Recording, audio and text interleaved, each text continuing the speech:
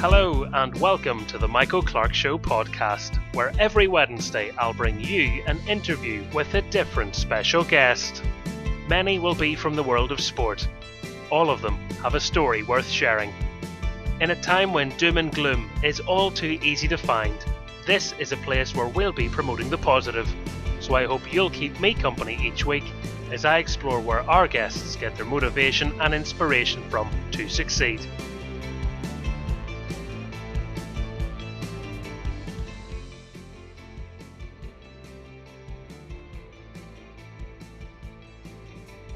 It's episode 14 of the podcast. Welcome back once again, and we do have another wonderful guest. I am delighted to welcome Frank Mitchell on. Frank, how are you? Michael, I'm very good. Thanks for the invitation to be part of it. I've been very aware of you down the years from, I think you were like a winner one time in the past of Young Commentator of the Year, and you've been on the upward trajectory ever since. So thanks for inviting me on. Oh, you've always been very kind to me, Frank. And once upon many moons ago, I was even working behind the scenes in U105, and you were always one of the people that made me feel very relaxed about being a youngster in there, knowing nothing and just trying to absorb information, because it's daunting walking into Havelock House at that time with all the names, yourself included, there. Yeah, and a brilliant place to be. And I know you've been in and out a few times, of course, with the BBC and all of that. But, you know, you mentioned Havelock House. To me, when I look back on it, and sometimes when I drive past it and see it on the Ormer Road in the state that it's in at the minute, I get this pang of, oh my goodness, they got to do something with that. You know, get the graffiti off the walls or get the weeds pulled. You know, I don't want to say build the apartments, but they have to do something that it doesn't turn into a blight for people driving past, because my memories of it are so crystal clear. It took me from being literally a young, almost boy broadcaster through to probably my more mature years. So it's been a fabulous training ground, and I suppose developmental area for so many people involved in local broadcasting. Massively so. What are some of your favourite moments looking back in your career in that building? Because you've met a who's who of people and shared some very special broadcasts. Oh, it's been fantastic working in the building and then moving on to City Keys as we did in more recent years. But I remember when I first went into Havelock House as a continuity announcer, I couldn't believe just the environment and the buzz and the excitement and the newsroom. I was in my very early 20s, and I just thought, this is incredible. Now, I was involved as a continuity announcer and newsreader. We also read sport on the weekend, and you were on various shifts, filling in between the programs, keeping people up to date with the news bulletins and the sports bulletins, as I say, and also back at the time making all sorts of announcements. You're probably too young to remember the key holder calls that used to go out. We used to have to sadly read out with the key holders of such and such a street in Banbridge or Limavady or Belfast return to their premises, and you had to be a live voice all during the Troubles to ensure that message got out to people, because there was no mass communication with social media then. That was one of the duties. But whenever I was there and developing that, I suppose, skill of communication with the camera, other chances and opportunities arose from it. And the main one for me was the opportunity to be the weather presenter. And I remember they were developing a new program called UTV Live at 6, which of course is still central to the output. And I was walking down the corridor, and the director, Robert Lamrock, said to me, "Frank, would you have any interest in presenting the weather?" And that was how I got the job, because what I didn't know was they had a contract with the Met Office to provide the graphics and a presenter. That contract, for some reason, fell through. They then went to option B, which was the weather department in Birmingham providing graphics but no presenter. So with literally 5 minutes notice, I was asked to stand in for the auditions, for the rehearsals rather, for the program. And Mike Nesbitt was in the studio, and he was presenting the news, and I simply had to stand in front of the screens and talk about the weather off the top of my head to get all the camera shots right. And that was on a Friday. They were starting the program on the Monday. I went in on a Saturday for another rehearsal or dry run or pilot, And by Monday, I was live on air. And for 2 weeks, I was doing this live every night. The weather, it wasn't even my job. No contract, no agreement, just asked by the director on the way past in the studio. And after 2 weeks, the head of personnel called me up, and he looked over his glasses and he said, "Young Mitchell, what on earth qualifications do you have for doing the weather forecast?" And I explained to him that when I was at university, I did meteorology as part of my physics and maths degree. Oh, fantastic, fantastic. He didn't realize that I did PE in English at college, but I wasn't going to tell him. And, I turned that opportunity into a career as the weather presenter. And, and all the other chances, of course, with UTV Life, which was, 10 years on the sofa with that 5:30 program. There was Ultimate Ulster, which was the top 10 of everything. End to End, the Gaelic football program, and of course, School Around the Corner as well. So there were a host of opportunities that came up during my time in Havelock House. You mentioned like meeting people, a who's who of people came through that door, including, of course, the time I had to show Her Majesty the Queen the workings of the weather, and that was a pretty special day. And I would have met more people by being sent out of Havelock House to report, and there was just a never-ending stream of individuals from, I suppose, the Joes and Josephines of everyday society who are incredibly engaging to meet, right through to Nelson Mandela and Arnold Schwarzenegger and Sylvester Stallone and J.K. Rowling. Opportunities that you could not buy as a result of working in Havelock House. And there's a great lesson for anybody starting off in the media. Say yes. When people say, "Can you do?" the answer is yes. The answer is yes, and that is in my mind as well. Never say no, with the one exception. If I'm asked to sing, I cannot sing. However, I was asked by the Ulster Orchestra if I would narrate the Snowman when it was in the Waterfront Hall. Now, working with the Ulster Orchestra, having absolutely no musical knowledge, no rhythm, no beat, no tone, nothing, cannot read music, I know nothing about music, other than I enjoy listening to it, but I know nothing about providing it. And I was asked by the Ulster Orchestra if I'd be the narrator. This was back in School Around the Corner days for the Snowman, and it was coming to the Waterfront Hall, and it was also going to some theatres around Northern Ireland. And because, obviously, there was a chance to be the narrator, there was an opportunity to be paid, I said yes. And when I met the conductor of the orchestra for the rehearsals, he said, "Just simply go on my cue, follow my baton, and you will know when to read from the beat of the music." And I said, "I won't. I know nothing about the beat of the music. Is there any other option?" He says, "Oh my word," he said, "years ago I came across a similar narrator. We'll have to set up a traffic light system. So whenever the light is green, you read. Whenever it goes to red, stop reading. Never make a noise during red. The music will be playing, and I will have a producer who will switch the lights." And I was sitting in the Waterfront Hall with the, obviously the script in front of me for the entire story of the Snowman, and watching a set of lights at the back of the waterfront, one red and one green, for 2 hours with the Ulster Orchestra, and coming in on narration. And that really does fly in the face of the advice that you've suggested, and which I bought into as well, that we always say yes. That was the hardest earned money, but we never missed one beat, or at least I never missed one beat. Let me put it another way. The lad operating the lights should have been paid triple what he got, because I never saw one bit of the audience. I never saw one player in the orchestra. I just watched those lights, one eye on the lights, one eye on the narration. Hardest earned money I've ever got. I love that. You started off in pirate radio once upon a time. Was broadcasting always something that interested you, or how did you end up, I guess, getting that early start? Well, I was always interested in broadcasting, Michael, maybe a bit like yourself. I'm sure you started with a digital age as opposed to me. I started with a tape recorder and a turntable in the bedroom. And I used to record a microphone, obviously, and I used to record things and let my auntie hear it, come over to her house, will you hear this, and play, bits of tape to her. And that was the only audience I had. Now people can, of course, go on air and broadcast via the internet. But I was rehearsing in the bedroom. I was broadcasting basically to myself.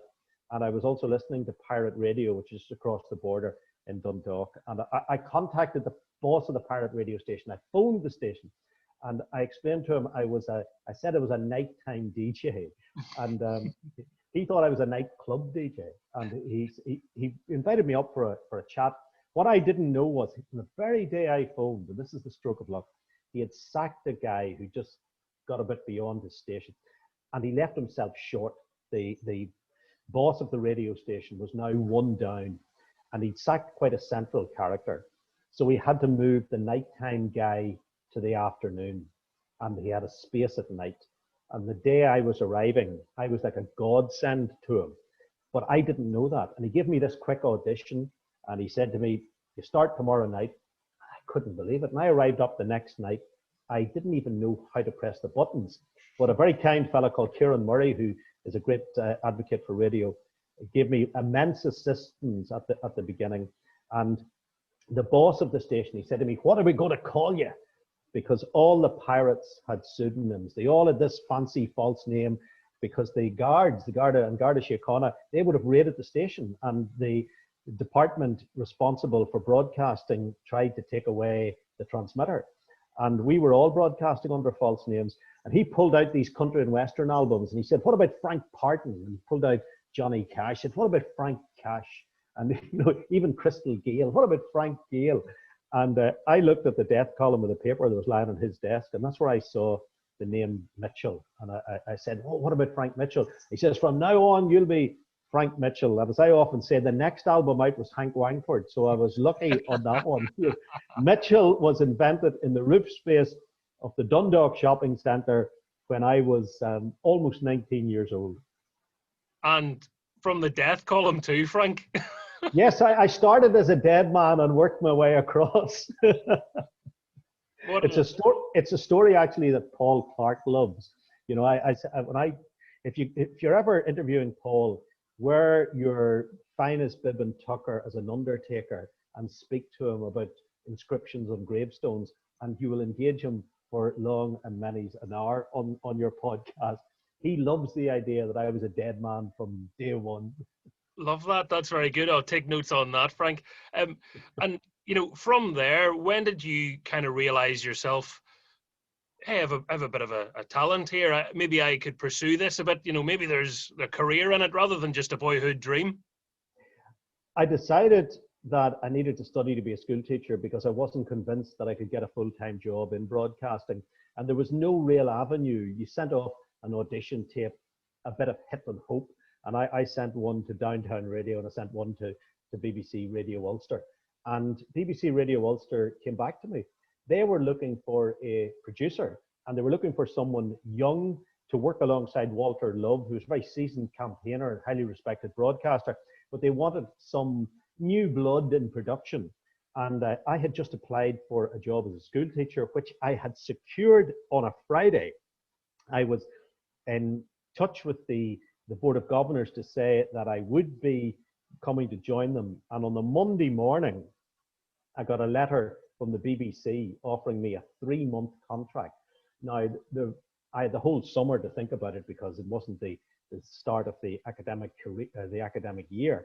But I only had a day to make up my mind because I needed to go back to the Board of Governors so as they could advertise the job again.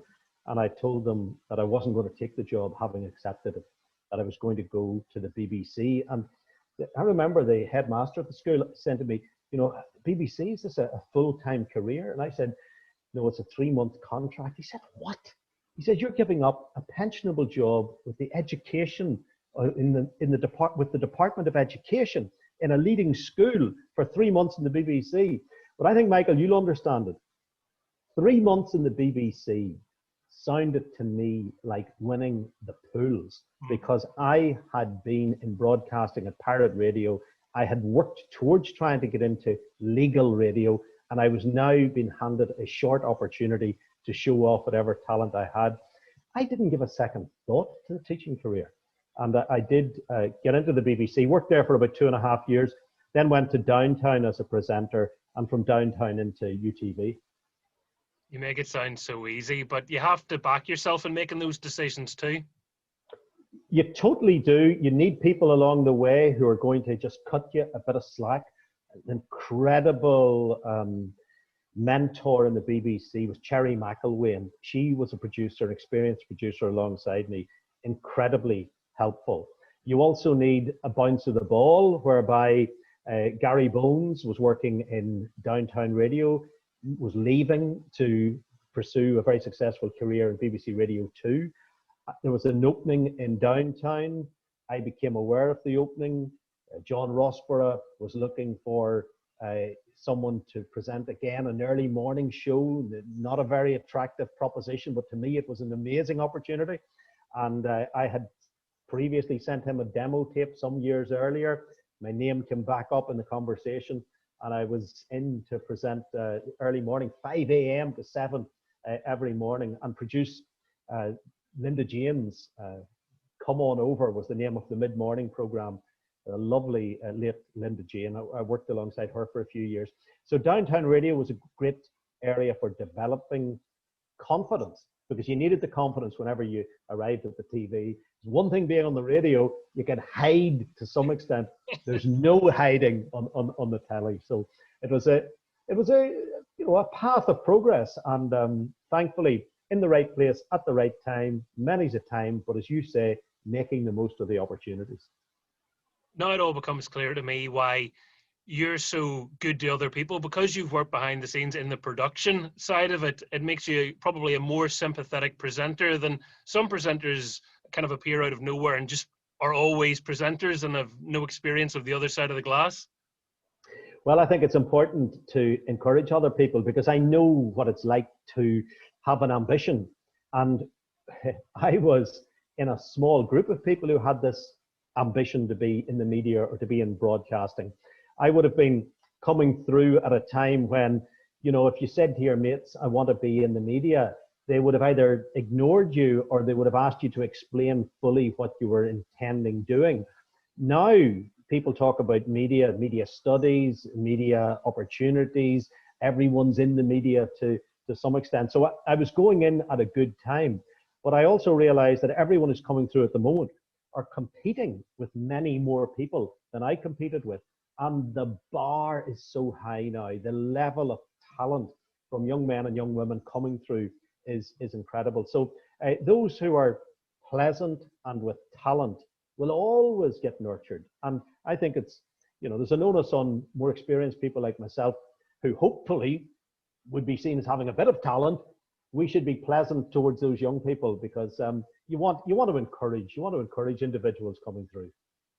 What would you say is the main thing behind your staying power? Because I'm not trying to put years on you, Frank, you've been broadcasting longer than I've been on this planet. So that takes not just talent, but it takes a lot of strength and many other components too, to be able to keep going and to stay on top. It's all about loving the job. I'm not convinced I would still be working if I had become a teacher or a bank manager or a bricklayer. I would have retired by now.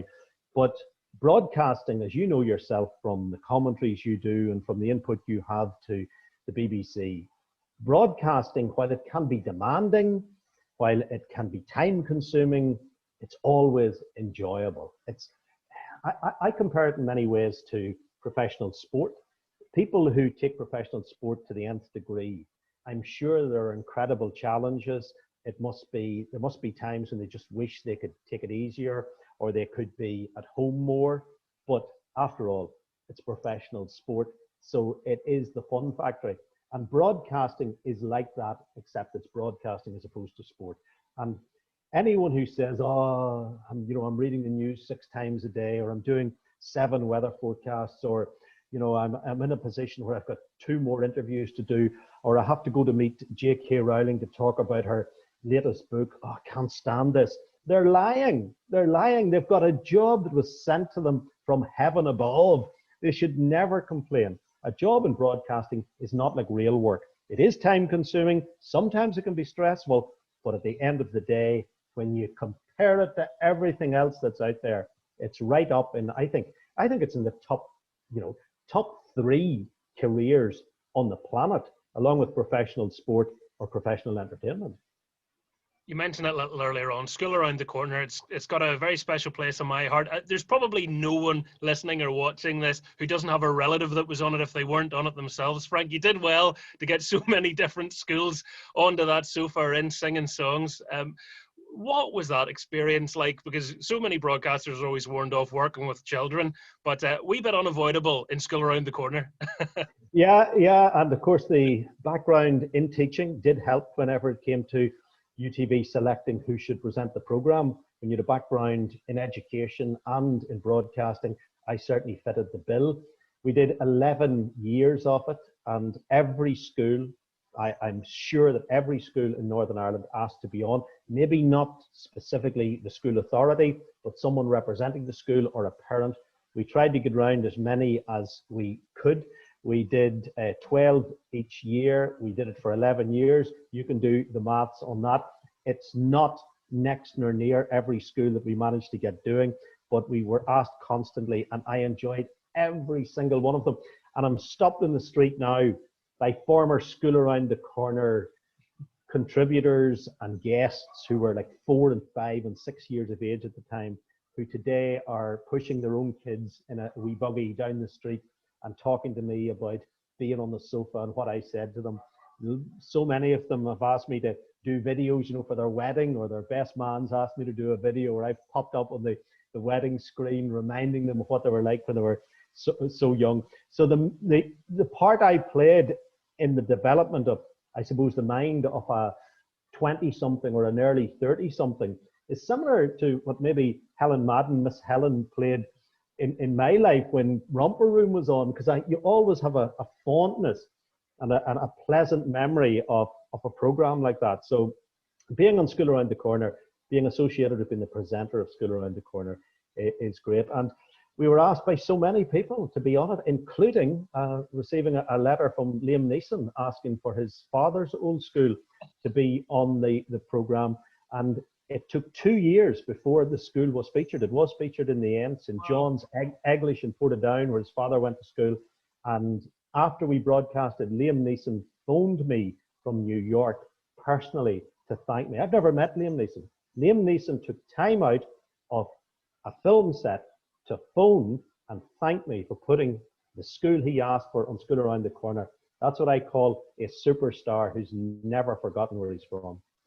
Very decent of him to do that as well. It's one thing to make a request. It's another thing to follow up and say, look, thank you for doing that. That's a class touch. Yeah, it absolutely is. I've still got the letter where he asked to be on, and I remember that conversation. He spoke to me for about 20 minutes on the phone.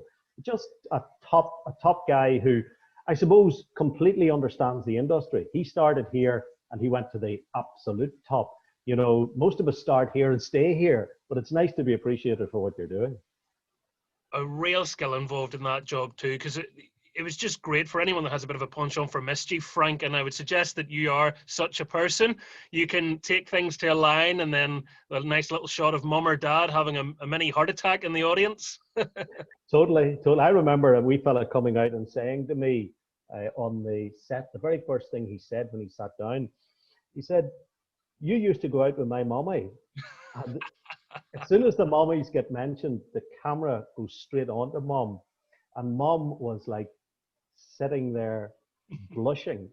And just to be straight about this, mom was really pretty. And now that's not important, but mom was really pretty. And I could hear the director in my ear say, "Lucky boy, Frank, lucky boy," because she could have been like, maybe somebody else. She was just so nice. And I breathed a sigh of relief. I also glanced at the wee fella and I thought to myself, yeah, you're young. I haven't seen your mom for years and years and years.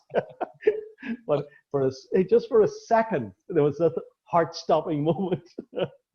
They're the magical moments, though, that make people look back so fondly on that. And just you talking about having, a voice in your head there via that earpiece, that's an aspect of TV people don't realize goes on, and just how much you're having to manage as well. How long did it take you to get used to having all that happen? And it wasn't quite like radio where you were maybe left alone just to be yourself a bit more. You'd somebody contributing thoughts into your ear.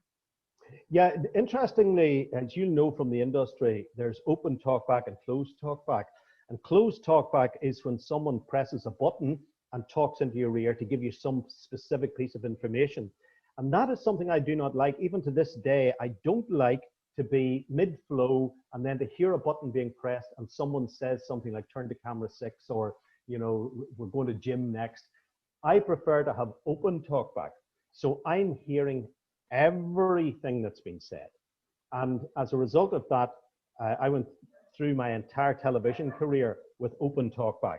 I heard every direction, every single comment, and you're able to sieve it. You're able to say, right, in your own mind, I don't need to know 90% of this. But when something is specifically for you and the information is for you, you can take it on without breaking stride. Whereas if they are in closed talkback and they press the button, there's almost a little click goes in your ear and you think, oh, don't interrupt me. So that's certainly something that I found easy was open talkback, never liked the occasional interruption of closed talkback. So in normal times, you're sitting in a restaurant when, you're allowed to and all that. Can you pick out different parts of a room? Are you able to sort of compartmentalize all the different sounds around you then? Well, I don't know if I'm able to do that or eavesdrop on conversation and ignore some couples and listen in on others. But I'll tell you what I do love. I love the interaction. I love when people say hello or people have a gag with you, people have a bit of banter.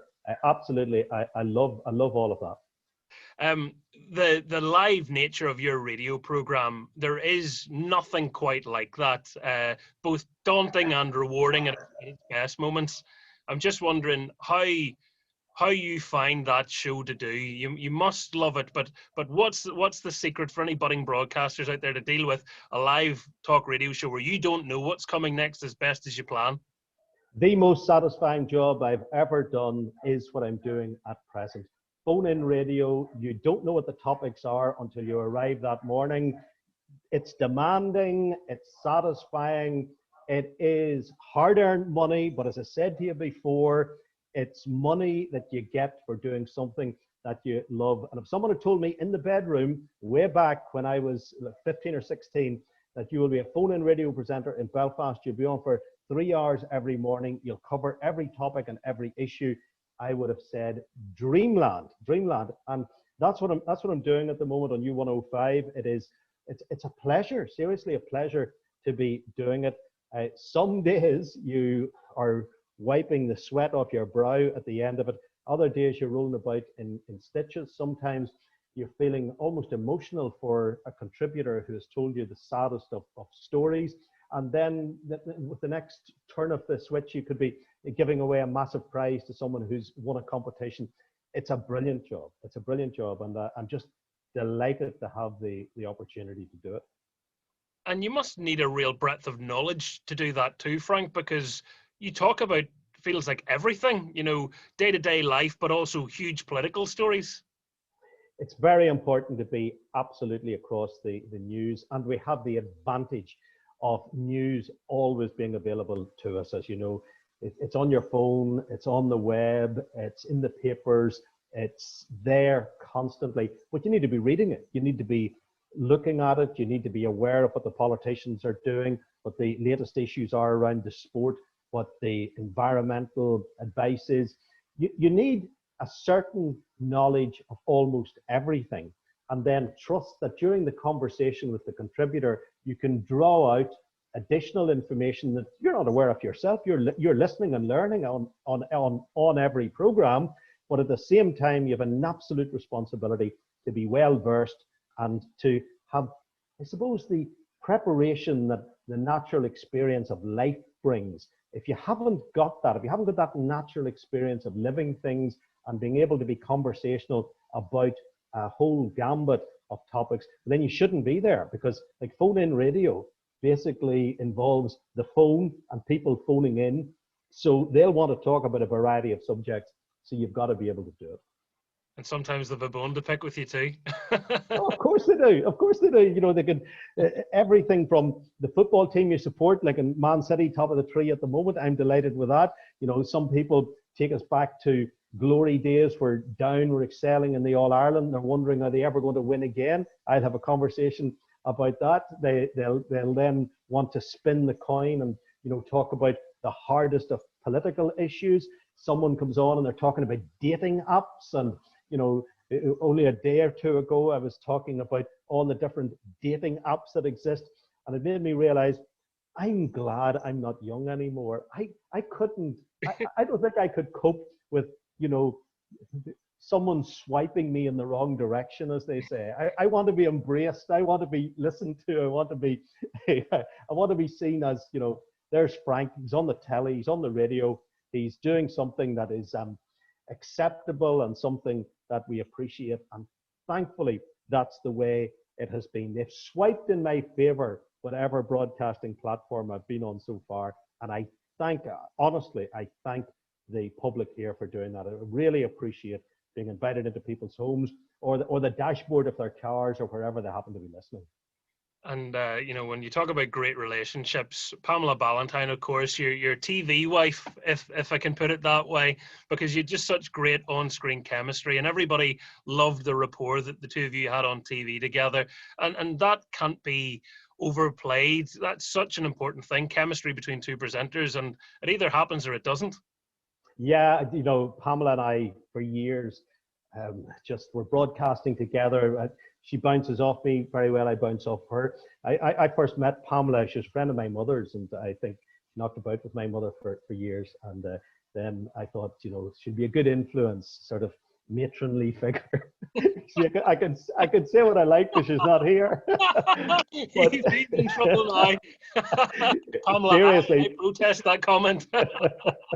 No, Pamela and I have worked together for so long. She does feel like someone that, you know, you compared her to being my TV wife. There were times in my life that I was seeing more of Pamela than I was of my real wife. And I think Pamela was glad to see me go home whenever it got close to bedtime. I mean, that's a thing as well. The hours, you know, we can joke about it, but the hours are extreme. And when you were juggling so many different things, you were out and about. I mean, how many hours a day, roughly? Your family probably never saw you some days. Yeah, sometimes it was very, very busy. In recent times, I was working from 8 in the morning to 7 in the evening. And that's the reason that I accepted the voluntary opportunity to leave UTV, because the voluntary redundancy came up, and it meant that I could now be home at lunchtime. And I've spent years working from 8 in the morning through to 7 in the evening, doing the radio up to lunchtime, and then the weather forecasts right through into the evening. And people think very much about the 6 o'clock weather. That's the main one. But there are 7 weather forecasts every day. So you do all of them. And it was just great to be able to take a step back to some extent. I took a step back, and then the Belfast Telegraph contacted me and asked me to write a column. And every week, you know, that takes up time as well. But that's thoroughly enjoyable. But when you get to my age, seriously, Michael, you'll understand this when you're about 30 years older. You do need to ease up a little bit.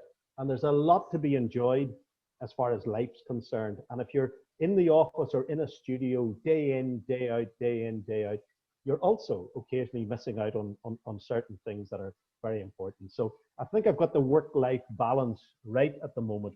And hopefully, I've just called it about right. Well, with what you're saying there, so many people in the last year or so have realized that about themselves too, haven't they? With everything going on in the world, they realize, hold on, work-life balance, time to reevaluate. Couldn't agree more. No one saw this crisis coming. No one would ever want to go through it again. But we can use every experience to learn something that we'd never given a second thought to. So we can learn to appreciate how wonderful it is to be able to go shopping, how wonderful it is to go down to the pub with your mates, how brilliant it is to be in a stadium full of people. We can appreciate something we totally took for granted. But we also can realize that when the chips are down, the people most important are the people that you spend the vast amount of time with at home, and that tends to be family. So if you're lucky enough to be in a family structure, regardless of what type of family it is, if you're lucky enough to be in a family who are supportive and a family that shows a lot of love and understanding and patience, you're onto a winner. So I think people would appreciate family and family members more than ever too. So we can learn from the horrible experience that we've been through over the past 15 months. But I think there's positivity in the air now, Michael, and I'm trying to bring it to the broadcasting population, and you're doing that as well by commentating on the football and so on and so forth. There's positivity in the air, and we have to develop that and get ourselves back to a forward-thinking, joyful outlook. Definitely, here. Am I right in thinking you've a big birthday this year? Yes, big birthday. I'll be 50. That's right. Hey! Yes. Oh, yes, Michael. You can add a few to that. You can add a few to that. Obviously. Yeah, I've been 59 now for a long time. So when I've all the candles lit on the cake, I'll give you a shout. All right. Well, yeah, I was going to say, Wikipedia has you one age. Depending on which newspaper you pick up, there's a few ages. Is that an industry secret? No, as I say, this year I'm 59, and eventually, as I say, I remember 4 years ago being at Pamela's 60th, and I really enjoyed it. So whenever I get to being 60, you'll be the first to know, Michael. You're some man, Frank. Have I remembered this right? Are you vegetarian? I am, yes. I haven't eaten meat since 1985. I saw a documentary about sausages and burgers. I used to eat a lot of sausages and burgers. I detested the way they were made in the documentary information. So I stopped eating meat. And I also stopped eating fish, but the doctor advised that I occasionally eat fish. So I don't eat very much fish, I have to say. So I'm ahead of my time in ways, because like vegetarians in the 80s were few and far between. Now vegetarians are almost seen as not going far enough along the line, with the vegans taking over. But no, I can easily do without meat. I'm not against the farming industry or dairy products or anything like that. I have family who work in the meat industry. I have family who are associated with farming. I totally adore ice cream and all of that, but I'm not a meat eater. The reason that stuck in my mind, right, years ago, sorry for using the C word this early in the year, Christmas, but years ago, I did a Christmas show across a few community radio stations, and you were very kind to come on, and I'd asked different well-known people from Northern Ireland, what's your Christmas Day meal look like? And this show, in my humble opinion, had so much going for it. We'd lots of little school choirs coming in and singing, with Santa live in the studio. And afterwards, when we looked through all the messages we received, more than weren't the children wonderful or wasn't Santa great, everyone, is Frank really vegetarian? And I thought, isn't that wonderful about radio? The things that stick are the things you don't plan. The turkey has nothing to worry about when it comes to me. Every turkey can do whatever turkeys do, confident in the knowledge that I'll not be eating a leg of it this Christmas, next Christmas, or any other Christmas. And you're a big sports fan. I just want to close on that, because I love our conversations at Windsor Park, but I'm sure as a Man City fan, look, I'm creating space for you to gloat because you've been outnumbered by Man United supporters your whole life, Frank. I'm sure you're enjoying this period in history. It is fantastic. It really is. Like, go back to the Aguero goal a decade ago, and I lived a moment in Croke Park when one of my best mates, Paddy O'Rourke, lifted the Sam Maguire. And I was in Croke Park that day watching him lift the Sam Maguire, having lived through his entire sporting life, where he had won every single honour in Gaelic sport, from schoolboy through school to county minor, right through to National League to Ulster Championship. The only medal he hadn't got on his wall was a Sam Maguire medal. And he got it that day, the last day he played for Down as the captain of the team, in the absolute dying embers of his career. And I remember, and other Burn fellas, that's where I'm from, said around the stadium when we all met afterwards, had you, and they were saying, yes, I had, we all admitted we had tears in our eyes watching him lift the Sam Maguire. I had that same feeling when Aguero took the ball from Balotelli. You know, I can still hear the commentators saying, you know, Man City are still alive here. Just at that moment, you know, City are still alive here. Balotelli, Aguero, and then all the O's with Aguero, and then the drink it in, you know, you won't see this again. That is in my head, it's ingrained, and the tears were in my eyes. Now, my wife reminds me of what I did, and I know I did it. We've got quite a long sitting room. It's not square, it's sort of oblong. I jumped from the seat I was sitting in because my daughter is actually a Man United fan. She was sitting watching the match with me. She's not a die-hard Man United fan, but the point is she likes to see them win. And she said when it was 2-1 to QPR and it was going into the 90th minute, she said, Dad, and United were just about to win the Premier League. She said, Dad, I actually feel sorry for you. I feel sorry for you. And Zeko scored, and I thought, oh, could they? And she was glued to me at this point, and I'm now crying at the TV, not literally crying at this moment, but shouting at the TV, come on, come on. The ball goes to Balotelli. Balotelli puts it to Aguero. Aguero puts it in the net. And I know I did this, and I'm reminded by the family. I jumped out of the chair. I did a somersault down through the room, then over the next chair, and my feet crashed against the window. I was almost out in the garden. And I can remember myself, you know, I can't see in my mind that journey from the chair I was in to my feet being stuck against the glass. It was like crazy. And any Man City fan will tell you something similar.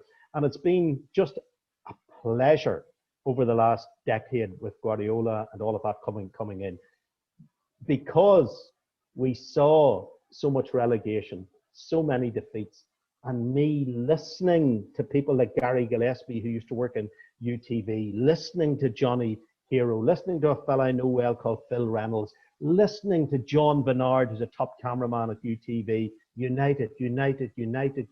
My God, my head was tired listening to United, who were brilliant. But now, as you say, Michael, it's our turn. And as I say, take care, be good. Bye-bye. I thought I had to give you your moment there, Frank, because I know you were definitely outnumbered. I remember watching Man United completely trounce Arsenal and in U105, and George Jones did a knee slide the length of the corridor, and I was worried for him that he was going to do himself a mischief. But there's so many United fans around you then, and I know occasionally you come in with jerseys over your desk and things like that. I know. So you've got your comeback moments now. George Jones is another one I'd like to bump into soon and say, hi, George. You at the Etihad recently, George? I could talk to you all day, Frank, but I really, really appreciate you coming on. It's great to see you. And look, thank you for many great years, and may they continue. Of course, people can still hear you on U105 in the Breakfast Show, and pick up your column in the paper too. So ever a busy man, but lovely to spend some time with you again. Thanks for coming on. I love the way you say the Breakfast Show. It shows that you get up at about 9 o'clock. But Morris J would kick their backside, because some people get up at 6 for breakfast. But yes, from 9 o'clock on, join me on U105, Michael. Great having a conversation with you, and may your career continue to go from strength to strength. Thanks, fella. That's a sign of me working from home as well. Starts work at 9, wakes up 8:50. Exactly. That's your breakfast time.